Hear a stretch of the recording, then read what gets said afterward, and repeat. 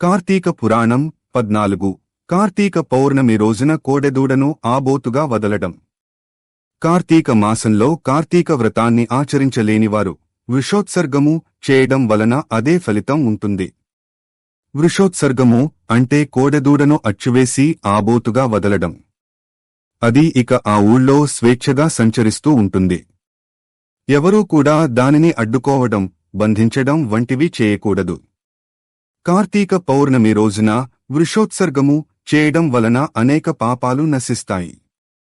అంతేకాదు గయా క్షేత్రంలో పితృదేవతలకి కోటిసార్లు శ్రాద్ధాన్ని నిర్వహించిన ఫలితం కలుగుతుంది.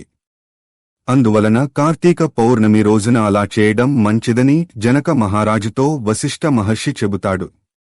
ఇక కార్తీక పౌర్ణమి రోజున వివిధ రకాల ఫలాలను దానం చేయాలి. ఉసిరికాయను దానం చేసినా అనంతమైన పుణ్య ఫలాలు చేకూరతాయి. కార్తీకంలో ఉసిరికాయలు విరివిగా దొరుకుతాయి గనుక ఉసిరికాయను దానం చేసే అవకాశాన్ని ఎలాంటి పరిస్థితులలోనూ వదులుకోకూడదు అని చెబుతాడు. ఇక ఈ మాసంలో శివలింగమును దానం చేయవచ్చును.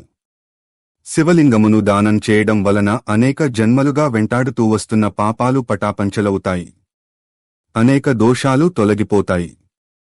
అందువలన శివలింగ దానం చేయాలి. కార్తీక మాసంలో సాధ్యమైనంత వరకు ఇతరుల ఇళ్లలో భోజనం చేయకపోవడమే మంచిది. శ్రాద్ధములకు భోక్తగా వెళ్లడము, నువ్వుల దానం పెట్టడం వంటివి చేయకూడదు. అలాగే వెళ్లరాని చోట్లకు వెళ్లడం, తినరానివి తినడం వంటివి చేయకూడదు.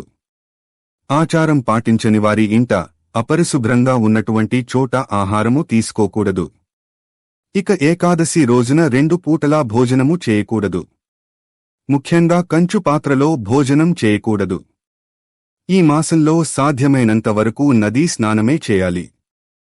అందుకు కుదరనప్పుడు చెరువుల్లో, కాలువలలో స్నానం చేయవచ్చును. ఆ వీలు కూడా లేనప్పుడు బావి నీటిని గంగతీర్థంగా భావించి స్నానం చేయవలసి ఉంటుంది. ఆరోగ్యవంతులు చన్నీటి స్నానం చేయవలసి ఉంటుంది.